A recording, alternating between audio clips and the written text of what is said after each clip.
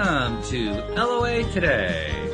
I'm Walt Thiessen. With me today is abundance teacher and money coach, Jodi Lynn Creighton. This is your daily dose of happy. We are so happy you decided to join us today. And Jodi Lynn, we got a double dose of money coaching today because our guest is also she self-styles as a love and money coach. So just a little overlap going on there. And I have to admit, when she signed on to join us on the show today, all I kept thinking about was, wow, this is going to be great. I mean, I'm going to ask probably one question, and then it's going to be Jodi Lynn and Sophie just going back and forth because you guys are going to be I just feel like you guys are going to be feeding off of each other. So this is going to be interesting to see how this plays out. But Sophie, first of all, thank you for joining us on the program today. How are you doing? Oh, I think Sophie lost audio. Oh, dear. Sophie, can you hear us? Oh, let's send her a little message there to reboot.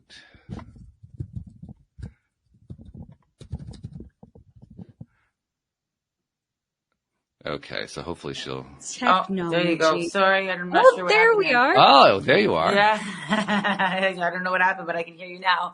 That's the main thing. So I was just saying that you and Jodi Lynn are probably going to be doing most of the conversation because you guys have so much overlap in what you guys do. But I start off by welcoming you. So welcome to the program. And how are you doing today? Thank you so much. I'm happy to be here. I'm actually doing really great. Today was a great day for me. Cool. All right. Awesome. Well, we like that. Yeah. Where are you connecting from? Toronto, Ontario. There we go. We got another parallel. Canadian. Where are you guys? I'm from Edmonton, Alberta. Oh, wow. I was born in Calgary. Oh, no way. See? And you Small world. I am in Connecticut. I'm the U.S. resident here. But there we go. Today, once again, this often happens on Wednesdays too. We get a lot of Canadian guests, don't we, Jodi Lynn? I mean, we do. A lot, more than half. Yeah, really? It's really interesting how that works out. Yeah, it's really interesting how that works out. I mean, last week is it the same on every day? No, it's Wednesdays. No, Just Wednesdays. The Canadians want Wednesdays. Yeah, I don't know why. Well, I just attract the Canadians. Not never. I mean, we have had Canadians on other days, but it's amazing how often it happens on Wednesday. Yeah. Wow. So. Are you on the show every Wednesday, Jodi Lynn? Yeah, you bet. Oh, okay. Well, maybe that's what it is. Her energy's pulling for us. Right? A little comfort there. Bringing in all the great Canadians. I love it. So, Sophie, give us a little bit about your story. How did you end up doing what you're doing now, being a love and money coach? Because there's always a good story behind these things. That's why I always like to bring that out first. I have an interesting and unique story for sure. So I grew up in humble beginnings. My parents divorced when I was 2.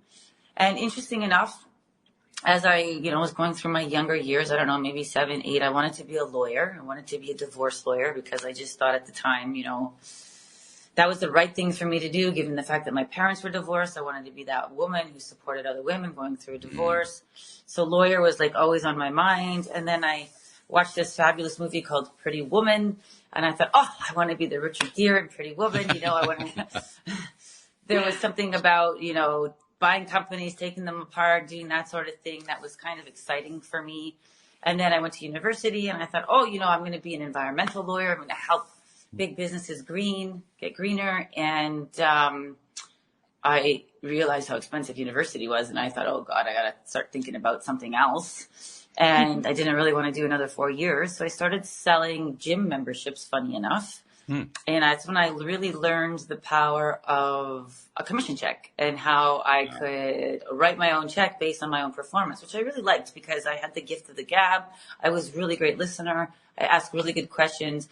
What I could do very well is ask for the sale, which I learned many years later that's what most salespeople have a hard time doing. And so because I could do that, I could sell quite a bit, and the commission structure there was great. So I put myself through university, and then it was good. And then fast forward, I started doing some coaching and leadership and personal development work. And I thought, what would be interesting is if I married sales and coaching together.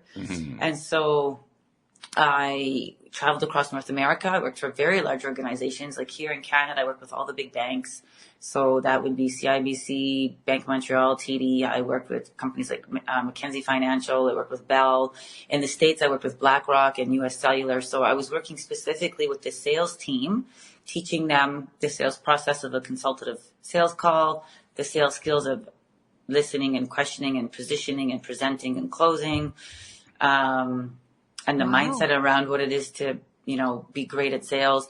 And then I would work with the leadership team and teach them how to be more coach-like in their leadership, because just like telling is not selling, telling is not coaching, telling is not leading. So I would teach the leaders how to be more coach-like in their interactions with their one-on-ones with their team, so that they could really get the best out of their team.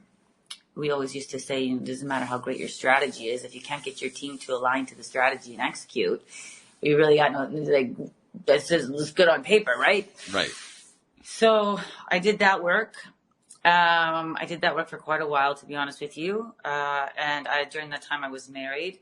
So I'm 47 now. About 6 or 7 years ago, I burnt out pretty badly. One day I just woke up and I couldn't walk.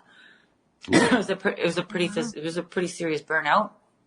I mean, the lifestyle of traveling all across North America and staying in fancy hotels and eating at great restaurants all sounds amazing. Mm-hmm. But when you don't have time to go to the washroom and have a bio break because you're so back to back, it doesn't necessarily feel so good on the body.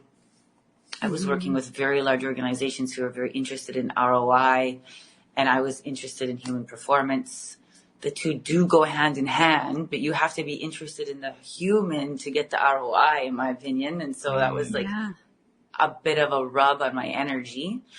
And so I took some time to really just think about what I wanted to do next. I mean, I had a wonderful corporate career. I feel blessed by what I got to do and the tables I got to sit at and the executives I got to work with and the teams I got to work with. But I just had lost my spark for that type of work, mostly because it was in a corporate environment and mostly because the conversation just got to be a little too insular for me. It was like only in one sandbox, and being so committed and interested in human performance, I wanted to talk about other things, like more intimate things, like relationship stuff and heart-centered stuff and generational trauma type stuff and legacy type stuff and leadership stuff from a different type of perspective, other than trying to get someone to do something or, gain your alignment from your team, which could also be considered parenting, like the same sort of skill. Or even sales. Like at the end of the day, the core of it is the core of it. I really just, took some time to just ponder. I was 37 years old. I'd been working since I was 13. So that's like quite a long career already. And during that time, my ex-husband and I at the time were married for 18 years. We decided to consciously uncouple, which was a heartbreak. Even though you consciously choose to uncouple, that doesn't mean that you're not going to feel something about it. Oh, yeah. During the divorce, I was diagnosed with breast cancer. Oof. Oh, my goodness. So, I sort of felt like the universe waxed my whole body at the same time. Yeah. And really had to do some deep inner work. I was somebody who was committed to inner work since I was in my early 20s. So like I've been doing work up until now. This is about 42. So I've been doing work solidly for 20 years. But the scariest moment in my life was sitting across from the doctor, who happened to be a walk-in doctor at the time. She was just like, I wasn't even her patient. She had to read the results. Lovely. I mean, talk about a bad day at the office, right? Yeah. Yeah. And hear those words, you have cancer. Like that was like an oh shit moment for me. I mean, I've had many, but not like that. And so also it was an opportunity for me to completely reinvent myself and redesign my whole life, and the divorce was also an opportunity for me to get dreams fulfilled that I didn't necessarily have the opportunity to fulfill inside the marriage because it just wasn't a fit for the marriage, and I really try to take a look at every breakdown and try to find the opportunity and the growth in it. And so when I was going through this challenging time, it was over the course of 18 months, this challenging time of going through the divorce and going through the diagnosis of cancer, I reconnected to my suppressed desires of having a child. So I would have been now 42 years old. And the doctors advised me against getting pregnant because it was a risk for the cancer to return. They wanted me, I wasn't a candidate for chemo, which was good for me because that was too scary for me. It wasn't something I wanted to do. But I was advised to go on tamoxifen for 2 years and do 25 radiation treatments. And I just knew in my heart that at 42 years old, if I had done that treatment, I was not going to get pregnant. And I also knew in my heart I had a chance before going through treatment. I was still young enough, considered a geriatric woman in terms of like trying to get pregnant. If you think about like how long your eggs actually last, it's actually not that bad of a term. It's quite accurate, to be honest with you. At 42, your eggs are on the other side. And so I refused treatment. I refused treatment to try to get pregnant. I realized during this very deep excavation that I needed to do inside of me that I was okay with failure, but I was not okay with regret. And I have failed many times in my life. I was bankrupt at a younger point in time. You could consider divorce to be a failure. You could consider cancer being a failure in the sense I took it as I failed my body. And so I deeply felt into, I have been using the excuses of not having enough money because I came from such humble beginnings. I was like in and out of women's shelters when I was younger, as an excuse not to have a child and not enough time to not have a child, that I couldn't use those. I was faced with a situation where I just couldn't use those excuses anymore. It wasn't true anymore. And so I had to really confront, like, am I going to be okay not even having tried? And I wasn't okay with that. And so I took the stand to refuse treatment to get pregnant. And I will just say this because I think it's important for any listener, you know, that you never know who's listening, and somebody might have gone through some sort of health crisis or is going through it. I mean, you have to be very discerning and ask a lot of questions. And, you know, I was young at 42, considered women live to 80 or 85. So I was only considered middle-aged in that regard. And so the chances of the cancer coming back, like I had a 30% chance that the cancer would come back because of my age. And the treatment of tamoxifen and 25 radiation treatments reduced the risk of cancer coming back from 30 to 15%. And I just didn't really feel like a 15% reduction was a significant amount of reduced risk to take on that type of treatment. So thankfully I had the wherewithal. Whoops. We lost her. Hopefully she'll reconnect in just a moment. She'll realize when her screen doesn't respond that, oh, wait a minute, they don't hear me anymore. She's gone. That's such a impactful moment. Yeah, in the right. Story. Okay, we're ready for the climax, and oh nope, it's like cut to a commercial break or something like that, right? Yeah. I kept thinking though. I mean, wow. I thought the only parallel between you and her was being a money coach. Apparently, there are other parallels to be explored here. This is going to be an interesting conversation when we get her connected back in. There's no doubt. So many. Yeah. Excuse me. Yeah, I was thinking the exact same thing. I was like, oh, wow, it's so interesting. Like the timing that she talked about, and very eerily similar timings for me throughout my life, and very similar experiences. Yeah. Wow. Really quite amazing. As you were listening to her story, what was the first one that jumped out? Like when she said X, what was the X that jumped out to you? Like, oh, wow. Yeah, that's me too. It was the first thing that the similarity that jumped out was the personal development one, actually. Oh, okay. It was, in my early 20s, that's when I started personal development. So I was like, oh, interesting. And then, humble beginnings. I also wanted to be a lawyer when I was younger, but environmental law, that's what I thought about doing, and also thought it was too expensive. And then when she said bankruptcy, I went through consumer proposal. And the ex, I was thinking of that ex that I had broken up with right before that. Basically, it was the domino effect breakup and then consumer proposal. So it was all of those things. I was like, whoa. And JodieLynn, I actually had a screen freeze too. She's tried to connect in, and I can't connect her right now. So I'm going to quit the browser, talk about your story for just a moment. I should be back in about 30 seconds and hopefully connect everything in here. Okay. All right. Amazing. Well, this is the way it sometimes goes, right? It's like all of a sudden technology gets overturned by the energy. Our energy is too big right now. We got to calm it down.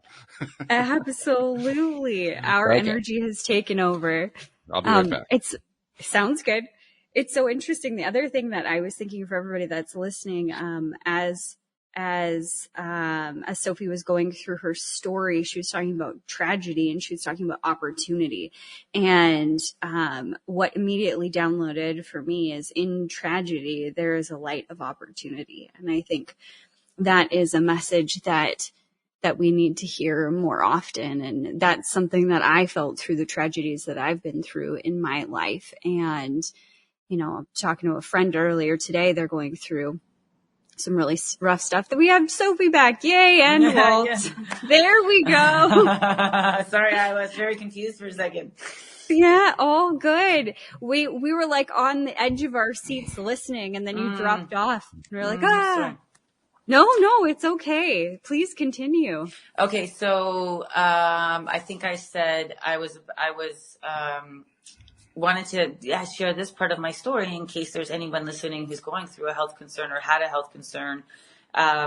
It's important questions to know how to answer. I mean, like when I got told I had cancer, the amount of fear that goes on in the body and the brain, it just, inside of fear, the mind shuts down.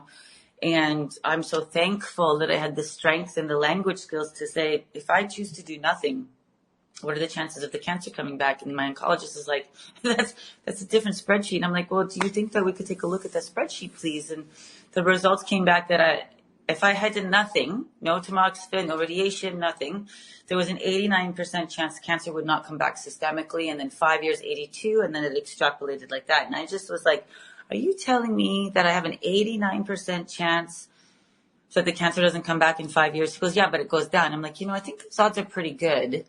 I'm going to take those odds and I'm going to go for what I really want to go for in my life. And it was like one of those moments. I mean, like, choosing to consciously uncouple was another one of those moments. I had to just stand in my truth and just really communicate what I wanted, which I think specific, for women specifically, and then more my generation is a little more challenging for us to do. But then to be at the doctor's office in front of somebody who almost has authority to say the same thing and be like, I'm actually going to go against what is the recommended protocol here is, and I'm going to live inside of what I feel is true for me. And I actually asked him the question, I'm like, do you think I'm crazy? Like, is my thinking off? And the sad part is for me to stand in such alignment with myself, it felt so off because I had never stood in such alignment with myself before. I didn't really understand what that felt like. So I was just like, am I losing it? And the doctor said to me, right? Because it's like very so normal. Opposite. Yeah. Well, I didn't know. I never really had that kind of a conversation with someone before. So the doctor's like, actually, no, Sophie, I could get behind your decision. And I was just like, well, why don't you suggest that? Mm-hmm. And they're just like, well, we don't do that in the medical field. Some people undergo cancer treatments for a 1% benefit. Mm. And I was just so saddened in that moment by how many women and people don't necessarily have the language skills or the communication skills or the conscious skills to have the questioning to discern, and make decisions out of fear. There's like so much fear around that. Yeah. So 8 months later, after my lumpectomy, I had repartnered during that time. 8 months later, on our first try, we got pregnant with a baby boy. Yeah.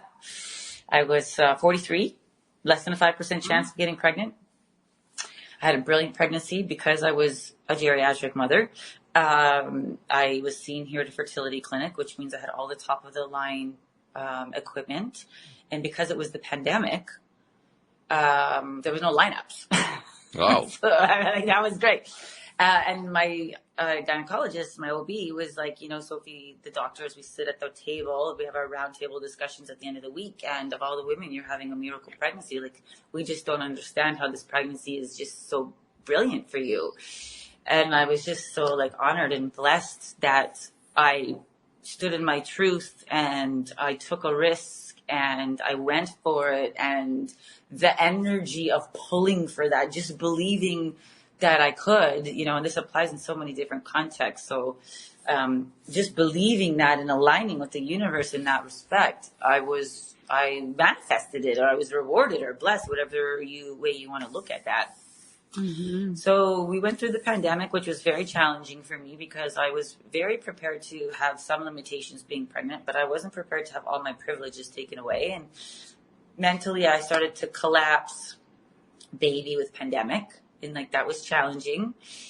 But on the other side of it, my partner got to take a whole year off for paternity leave because I worked for myself. Actually, I wasn't working at the time, so he got the full year. It was the pandemic. We weren't going anywhere. The three of us got to have this sweet, special, unique experience where we had this little hub in the condo, which most people don't get ever. And because of the conditions of the pandemic, we were in so much joy to just have each other in this little nest, which is so good for the baby. Sure. Yeah. So good for the baby. And so baby turns 18 months and it's time for mommy to get a bit of a break. Baby goes to daycare. I took about 6 months that whole summer just for myself to just it's been a lot. And I just thought, if I'm going to do work again, because I thought there was a point in time I thought I might not go back to work.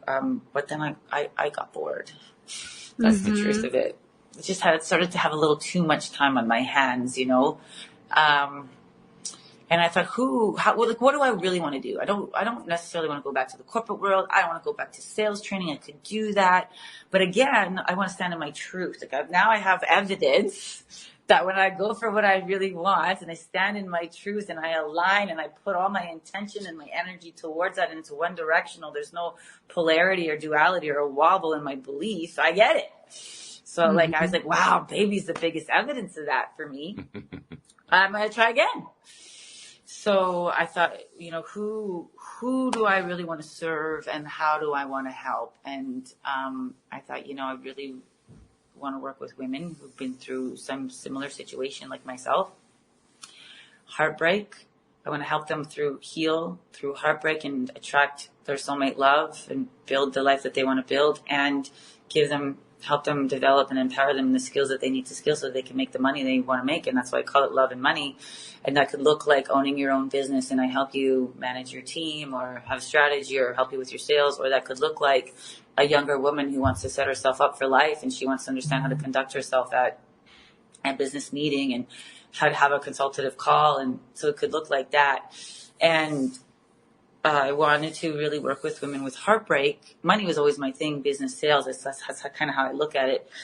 But because I went through what I call 3+1 heartbreaks. I had the divorce, I had cancer, to walk away from a thriving business that my ex-husband and I had built and my career had ended, And then we went through the pandemic, and I think that was a big heartbreak for everybody. And that for me, in 2 years, that amount of heartbreak, it was so challenging to navigate. There wasn't somebody to support me through that, to help me connect the dots or to have perspective or to, I had to put a team around me. And I was good to do that because of all the personal growth I've done over the last 20 years. But I just don't know that for a woman going through that there is that other woman for her. And I wanted to be here for her. I wanted to be here to support her through that type of heartbreak.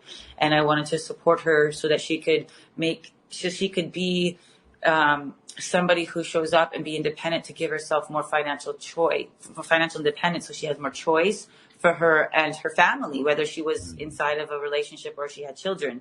And that was where my heart was. And that is why I'm here today. And how I got to be doing this type of work is because those conversations and this contribution that I can make for that makes it worth it for me to go back to work, but makes my heart fuller. And that's, I've come to a place now, I'm starting to see that perhaps I went through that because this is now my purpose, and I have so much depth and wealth of connecting the dots and perspective and reframing and recontextualizing and deepening based on your childhood and generation. Like there's just so much now that I understand that I'm,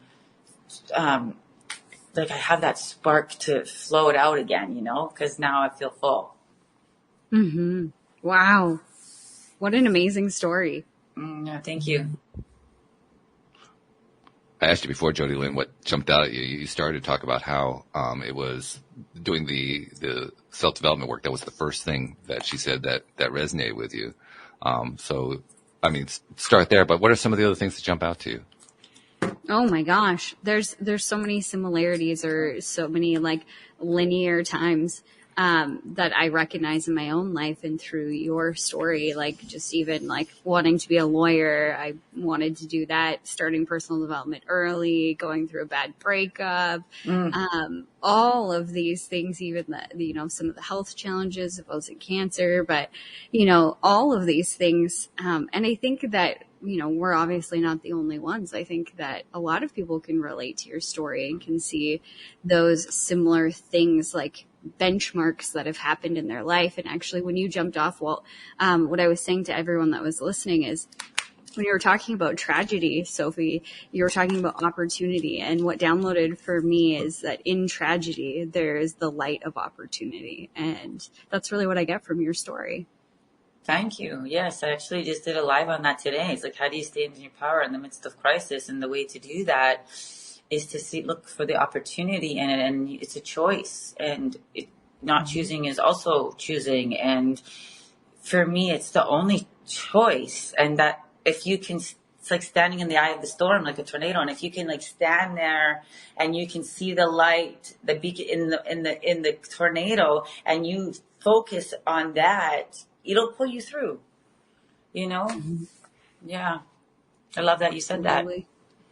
It's funny how often it plays out here on the show too. I mean, almost every single guest who comes onto the show has some kind of a story like that, where they went through what we often call it like a crash and burn or something like that. And that's where they did their best learning. It's one of those things that I've known about this now for years. I'm still amazed by the fact that we need to go through the crap in order to learn the most. Mm-hmm. Yeah, not all of us choose to do the learning, right? I think that it's actually a choice to do the excavation. I mean, it's like deconstruct. I had to deconstruct every thought process I had, One of the things I learned is when you have cancer, like this predicated on the emotion of fear, which is then covered by anger and sadness and resentment and like all that. And so I had to guilt and shame, and I had to start to understand why I had feelings of guilt and shame, and what were the situations that had me react in a particular way that produced that type of guilt and shame cycle. And then I had to be like, okay, I have to shift my way of that now so that I don't have those emotions, so it doesn't manifest in the body and feed the abnormal cell development, right? But that's a choice too. So I just building off what you said, like that we have to go through there to get it. It's just, it's a choice, and I'm glad that I made that choice. And for everybody who does, you get that there's so much learning in the well of that. Mm-hmm.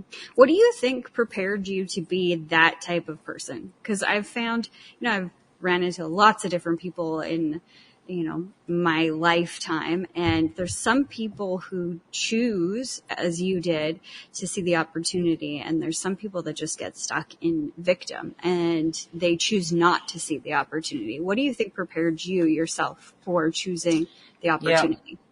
Well, I started doing personal development work around the age of 23 years old, and I started with I don't know, maybe you've heard of it, Landmark Education.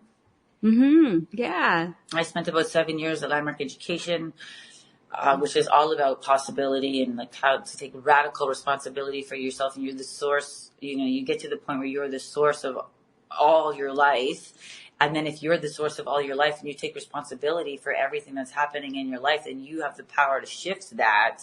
And that's where you co-create with the universe. So doing that in my 20s for 7 years, and then I went on to do other work, and then I got certified as a coach. So I was so grateful that I did that in my 20s, because it set me up for some pretty significant life transitions that I feel I handled very elegantly. Mm-hmm. You had the tools. Yep. And that's an ongoing process, right? I mean, that's not something you just do at 23. I've been doing it for 20 years, so I'm practiced at it. So yeah, it's an ongoing process. It's not something you can do at 23 for one course and stop. It's not something you can do for a year at 23 and then stop. I mean, I'm at a point 20 years later. Listen, I'm not perfect, and so I have many moments, but my more default way of being, should I keep everything in place, like the proper support system, is to go that way. Yeah, my God, you're not perfect. What's wrong with you? I know. Sorry, was that a clarification I missed? Not at all. It's funny though how often we get into that perfection thing. I think we all have a tendency to go there. Like I've got to be perfect. I got to do this perfectly. I need to I need to find the perfect solution for this thing. It takes, I don't know, maybe it just takes going through that crap. Maybe it just takes a lot of experience. But somewhere along the line, we come to the realization that it doesn't have to be perfect. I don't know why we do that, but we do at some point. Maybe we get worn down. I don't know. Well, at this point, like in terms of talking about being able to focus my mindset on reframing and looking for the positive of it, it's that it's how my life works. And when I don't do that, I'm just very unhappy, and and people irritate me, and I get annoyed, and I just like, ugh. And that's just how I am. And I feel like for a lot of people who do this work, for the way that I do it, it's like, it's a vocation, it's a calling. It's like, that's just how life works. Like this is the way it has to go for me. And then what I have to do is put things in place to maintain the energy to do that, which means I need to sleep properly. I need to drink water properly. I need to eat properly. I need to have enough, care.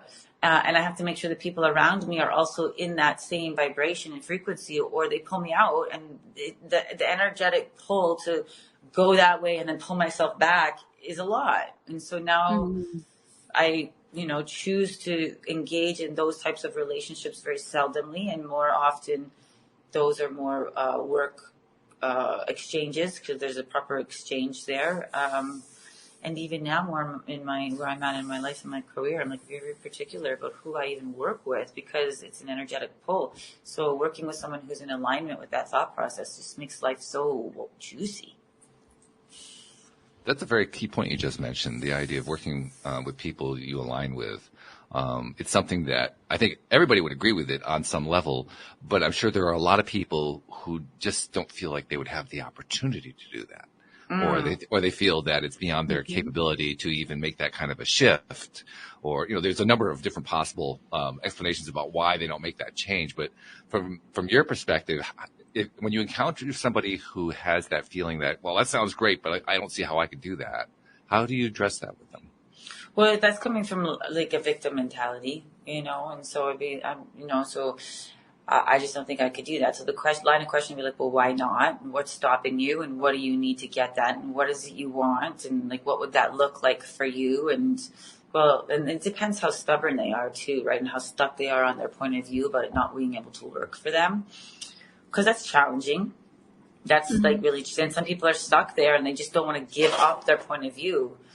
But yeah, it looks like that's what the kind of line of questioning looks like. And sometimes, to be honest with you, Walt, it's like, okay, well then that's that, you get to be right. Whether you go for it, you just get to be right. And that's the fundamental issue with human beings, is we fight to be right even when it doesn't serve us. Yes. Yeah. It's odd, but it's true. Yeah. In fact, we'll fight to be right even when it doesn't serve us. And even though we believe that we're not right, but we feel like we need to be right, so we got to be right. We just don't give it up. I know now it's an ego thing. We've realized it and we can't say anything about it. Yeah. Right. Or it's not going to change anything. I remember having that conversation with my dad a couple of years ago. I really wanted to be right about some friends that did some things that were inappropriate to me or whatever. They wronged me. And I had realized in that moment, like, oh, I want to be right about this. I want to be right that they were shitty friends. And he was like, oh yeah. And in this moment, I realized that won't make me feel any better anyway. Like, what does it matter? Okay, I'm right. Who cares? Yeah. Like, it's not serving me to want to be right. It's not getting me where I want to go. So how can I move past that point of being right? What do I really want anyway? Yeah, good for you. There's another interesting piece to this too that just occurred to me. which is not only do we want to be right, but we are also very good at beating the crap out of ourselves. That's something we talk about a lot here on the show. And what occurred to me was being right is a way to give ourselves a respite from beating the crap out of ourselves. Yeah. Yeah. Well, yeah. And I mean, to layer as a different perspective, it's also the source of why we beat the crap out of ourselves. Right. Yes. So in that moment, when we're fighting for it, we're relieved from beating ourselves up. But once we get off that, we're going to start beating ourselves up again. Because we see the impact of what it's done to fight for being right when we're like, that's humanness. That's humanity. We're really good at it. I always say it's good to have a skill, but I'm not sure if that's the one you want to have. We're interesting creatures, us humans. Well, that's part of what it is to be on this journey, to discover and share these stories with each other and realize, oh, I'm not the only one who does this. I'm not the only one who feels that way. I'm not the only one who's ever experienced that. I'm not the only one who ever, came across that way of thinking about myself or treated myself that way or thought about somebody else this way. I'm not the only one. I mean, if there's anything that I've learned more than anything else from doing this podcast, and probably number one is all the perspectives I've gotten. But if there's one thing I've learned more than anything else, it's amazing how many people have gone through the same kind of stuff I've gone through. Just amazing. Yeah. Yeah, it's like, I've described it like this before. It's like, it doesn't matter if you're a man or a woman or what your sexual orientation is or what your race is. There's feelings. We all have feelings. We're humans. And I feel like as a human body, as a group of people, we all have the same feelings, and we get to how we feel in a different way. Perhaps as a woman in her 47s felt oppressed a particular way. Perhaps, somebody else who has a completely different background was oppressed in a certain way. And both those avenues got us to the feeling of not belonging or being abandoned or rejected in some way. So although who you are and how you look and what you're composed of physically from the eye is different than me, that doesn't necessarily mean that we're going to feel things differently, and how we get there is different, but that doesn't mean how we feel about it is different. And so there's so much alikeness in that. If we could just get over the difference in how we look or the context from which we got to that point. And that's part of the reason why I mentioned it, because just talking to so many different people and realizing that we're all pretty much on the same route, somehow all that other stuff that you mentioned, which of course we all tend to bring up, what your gender is, what your orientation is, somehow all that doesn't seem as important anymore, because we're all feeling, wow, we're all feeling the same thing. Yeah. So can we just be friends? Yeah, right. We all just get along. Yeah, like do you have to be more right than I am when we're feeling the same thing? We just got there different. Yeah, well, no, I get it. It's a good thing. I think that's part of the enlightenment process. Yeah, it's such a good coming to point. realize that, Yeah. I think too that we often get into this cycle as humans of like thinking that our pain is like worse. Right. Ours is worse, yes. Mine is worse because my story is horrific. And it's really interesting because, I've been going on this fertility journey for a number of years, and obviously there's been a lot of pain and anguish with that. And it's so interesting because my two best friends are also on their own journeys with fertility. And one has a similar story with, struggles that I do. And the other one, she's perfectly healthy, just hasn't happened yet. And I remember this was actually like 3 or 4 weeks ago. We all sat around the table and I remember being like, yeah, but like, I feel like you can't just, cause I'm the youngest, you can't just be like, oh, you're sweet and cute and whatever, you got no problems. Like my problems are valid. And as I said that out loud, then I began to listen to what they were saying. And the realization for me was it didn't matter whether my story was X and her story was Y and her story was F or whatever. That pain that we were just talking about was as deep in each one of us. It didn't matter how we had gotten there. We were feeling very, very similar things, maybe not the exact same thing, but their pain was as valid as mine. And that was a huge, huge moment for me. I think it's also something that everybody wants. They want the validation. I think it's one of the reasons we tend to do what you're describing, say, oh, mine's much worse than anybody else's, because we're looking for the validation. Maybe kind of a backhanded way of doing it, but that's what we're doing, really. Absolutely. We want to be seen and heard. Yeah, we want to be seen and heard. Yeah. We don't want our pain to be dismissed. Yeah.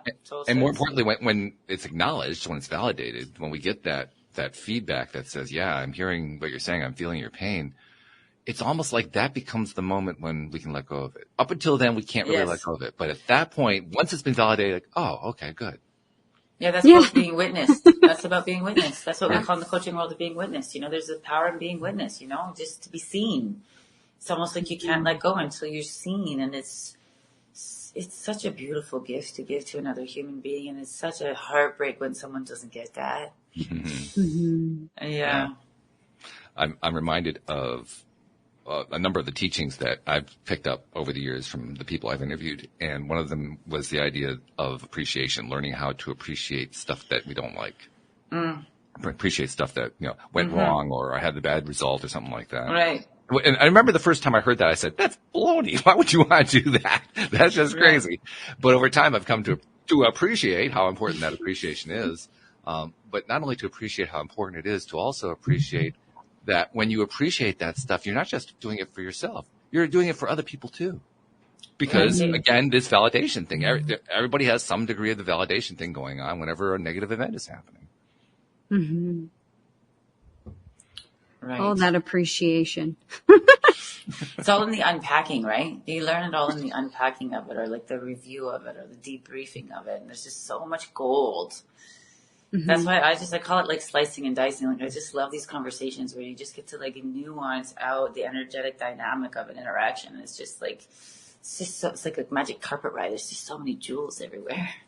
Did you always think of it as an energetic thing? You just referred to it that way, but yeah, it's energy for me. Has it always been that way for you? Yeah, it's like it's the energetic space between two people, and so it's a dynamic, and then they put language to it for me. So when I really be with people, or when I really listen, to be honest with you, I'm listening for the energy. Only really 5% of what you actually say is your communication. 95% lives in the world of the unsaid, and I think I have two gifts that I've come to recognize. One I realized a little earlier, my articulation and the way I can put words to nuanced in situations. And then two is like how I interpret and read energy, which is great because they go hand in hand, And so when I can put words to what someone is feeling and, in the dynamic of it, it really can help them process, which is great. So yeah, it's always been an energy thing for me. I wouldn't say that I would have called it that when I was younger. But now that I've been calling it that for several years now, but now that I know, yes, it's always been that. What would you have called it when you were younger? Well, like the first thing that comes to mind is intuition. I wouldn't maybe have considered it as energy. Like, I don't know that I would have put the two of that together. I would have told you I was really smart. Okay. Right again. This is why I wanted to be a lawyer, because I can read people. I mean, like I'm talking like younger, like before 20, like that's probably like, 17, 16, when I was a little bit more sassy and coming from a more wounded place. Those are probably some of the things I would have said. Okay. I have a feeling you're still sassy, Sophie. Yeah, thanks. And proud of it. Yeah, it's a little playful. I be with it differently than when I was younger. Yeah. It's very different to be sassy coming from I'm not completely healed. I'm human. I'm still in my evolution. Yes. But to come from a more healed place to be sassy is a very different impact and energy that somebody experiences when you're coming from an unhealed place. One's a little 100%. Yeah, one's cutting and one's kind of like playful and uplifting. Interesting you mentioned that. I was having an online conversation with somebody today, not related to what we're talking about here, but there was enough parallel. And he wanted to be right. That was an interesting piece of it. Right. But he also wanted to be right about something where he was trying to justify, I can't really get into his stuff because it's his stuff, but he was basically trying to justify something that most people would shake their heads and say, really? Are you sure you want to justify that? But he was very fervent about it. It was very, very important to him. And I guess that kind of ties into what you were talking about earlier, that I think you labeled it a victim mindset, but it's the mindset where it's got to be this way. It just has to be, because my beingness is wrapped up in it. It just goes to show how easily we can get wrapped up in that. Wow. Well, yeah, it's also considered like black and white thinking, which is a trauma response too, right? So, like in the sense is like live or die, black, white, that's a trauma response. Like, so somebody who's been through a lot of trauma, who's had to like be in such pressure where they had to like, they were in constant interpretations of life as being life or death. That what you're talking about is a manifestation or like a result of that, side effect of that.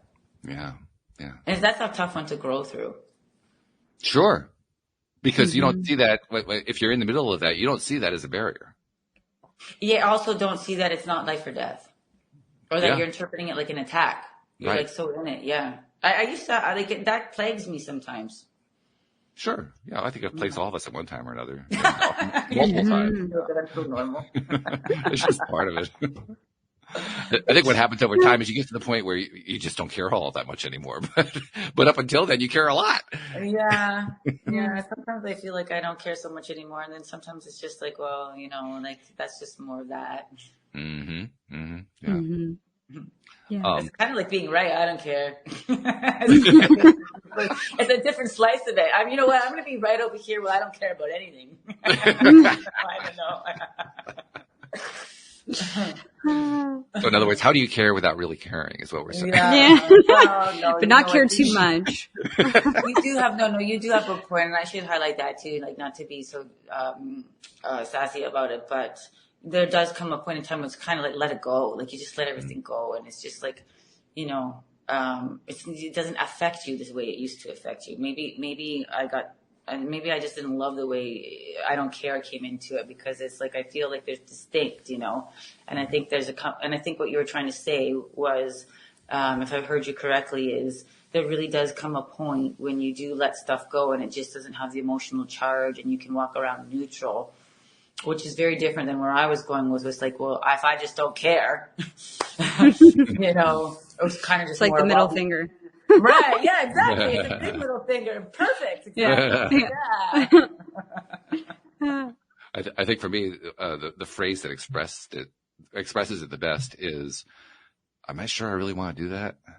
That's one I tend to go for that one first. It's like, do I really, really want to go there? Really? Because until I ask that question, I often will just stay there. Well, and I think choosing your peace is okay. I also think that's a difference. Like that's also, there's that also, I could distinguish that even more too. Like, it's almost very different than, you know, I don't care, here's my finger, and I've let everything go and it doesn't impact me anymore. It's like, I feel something here. I understand the energetic and emotional cost if I engage in that. There is a contribution I could make. There is a repercussion, and I'm just not sure it's worth it. So I choose my peace. And that is so okay. And I feel like we don't get that. Most of us don't get that until you've been through something like what I've gone through, divorce and cancer and all that jazz. Or you're older and you just finally realize what peace is. And you're like, you know what? You kids will figure it out. Yeah. Sometimes I tag, I hope at the end of that, but yes, I get your point. Yes. Yeah, I hope. Or you'll choose your peace and this won't happen anymore. Right. Yeah. I love that. Mm-hmm. So let me ask both of you, because both of you guys are coaches. You both coach around energy. You also coach around money and so forth. I'm going to be curious to see where the parallels and differences are here. But when you sit down, and you also have a tendency, both of you like to work with women. So I'm going to stay on the female side of the equation here. When you're working with a woman, and the woman she's very clear about what she wants, but she has one of these barriers we're talking about, and she's not feeling good about changing that barrier or questioning it or doing whatever it takes to get around it. What's your take? How do you actually help somebody like that, or at least try to help somebody like that? I'm going to go to Jodi Lynn first, get her answer, and then we'll go to Sophie. Yep. Ooh, put me in the hot seat. Yeah. For me in my coaching practice, I will often try and get to the root of what is holding them back in terms of what do you think you're going to lose? Because a lot of times it comes down to fear. Like, you don't want to change. You don't want to do things different. You don't want to open up, whatever it is. Like, what do you fear? What do you perceive you're going to lose if said thing happens, or if you allow this to happen? And a lot of that is what's the word I'm looking for? Unconscious conditioning. Like, oh, well, if I'm not, super, stringent and super focused, and if I don't work, every single day, and I work like this, if I take any breaks, then I'm going to lose an opportunity, and then I'm not going to make enough money, and then I'm not going to have enough money to pay my bills, and then if I don't have enough money to pay my bills, then I'm not going to have a place to live, and I'm going to be homeless, and then I'm going to die. Okay. Yeah. Yeah. That is the bottom of it. Yeah. What are you afraid of? What's underneath that, really getting to that point? And when you see it, when you can witness it, like you were talking about, Sophie, when you can see that that's what you're afraid of, a lot of times you're like, well, me taking a break today and restoring my body and rejuvenating and having that rest that I truly, truly need is not going to lead to my death. What I'm doing right now is going to lead to my death, or could lead to my death. So really understanding what it is that they're afraid of, or what they're afraid to lose if something happens. That's where I'd start. Okay.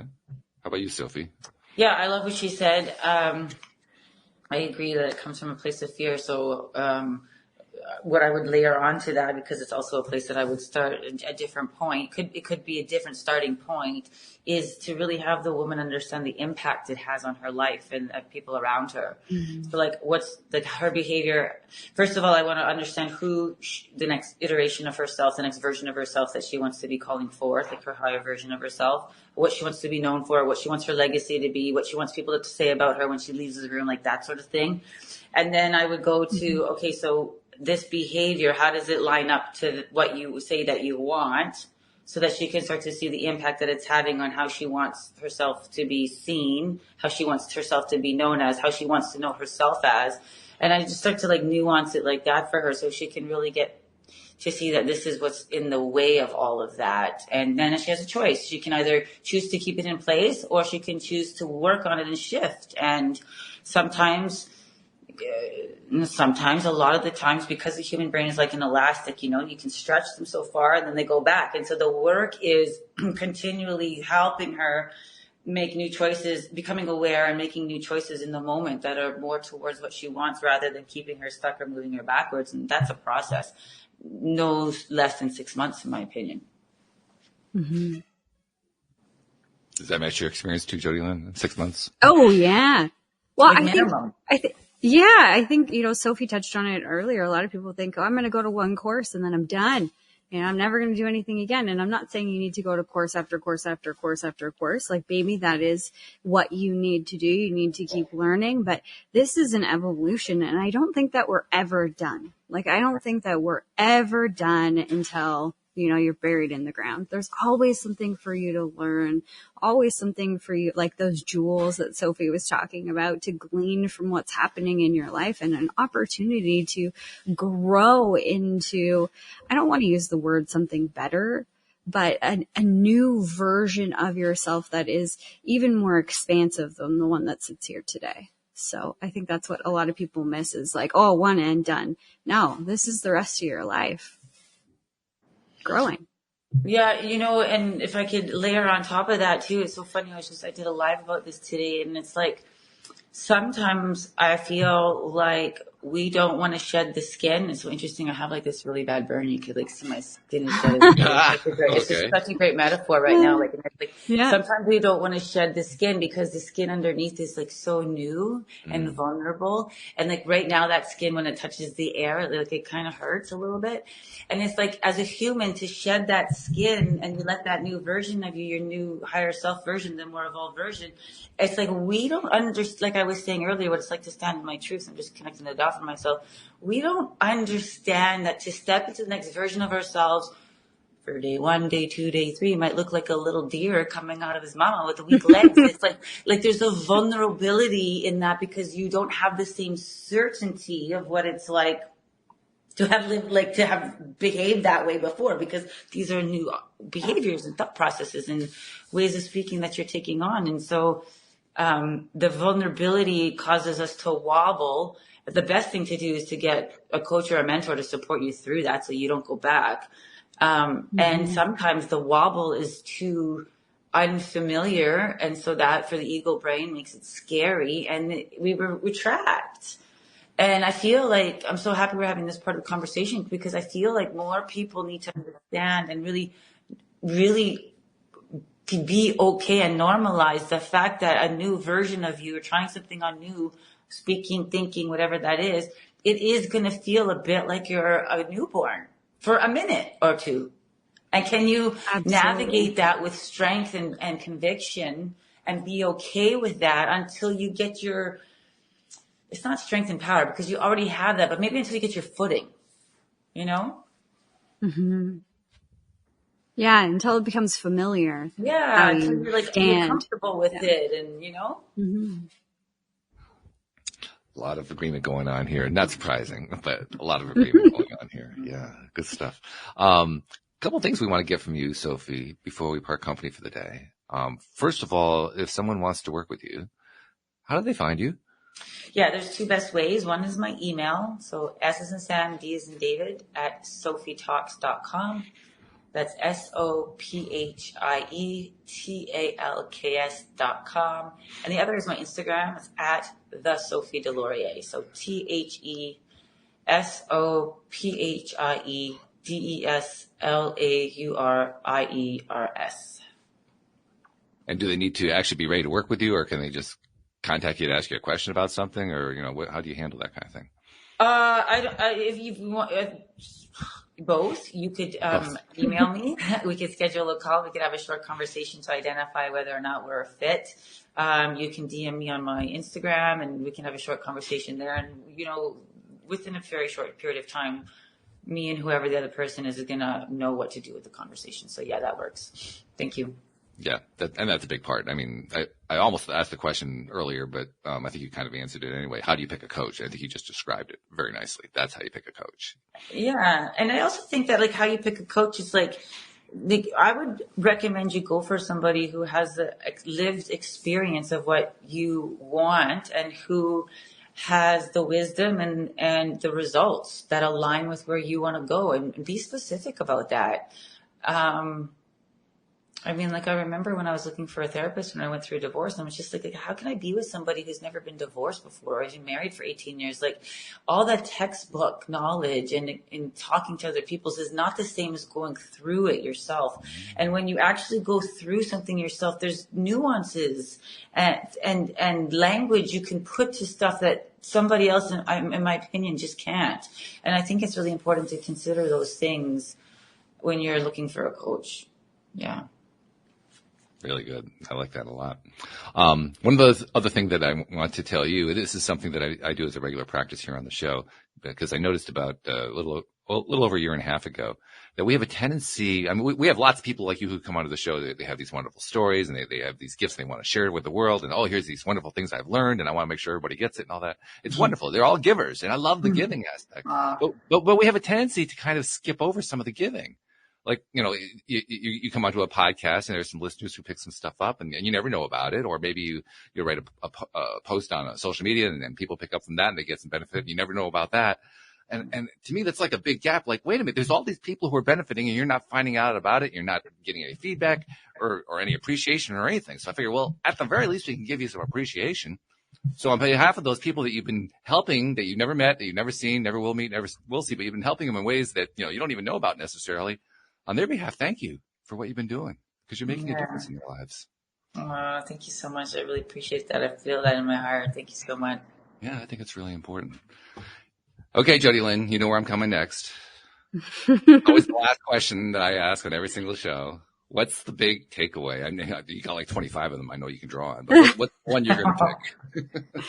Oh, okay. I'm going to go back to something that I've already said in what a beautiful message from Sophie today. In tragedy, there is the light of opportunity, and what a beautiful story to really display an opportunity, several opportunities along her journey to evolve as a person, and just an incredible light that other people can look to that are going through similar things, or really, let's be honest, anything. When we're feeling down, it's great to look out into the world and see somebody who's been through something that's tough and looked at it as an opportunity and grew from it, and not only grew, but flourished and evolved. So you're a great light to us all, Sophie. Thank you.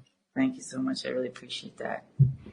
And we appreciate you joining us and sharing your story with us. So thank you for that as well. And thank you to our podcast listeners everywhere. We will see you all next time here on LOA Today. Goodbye, everybody.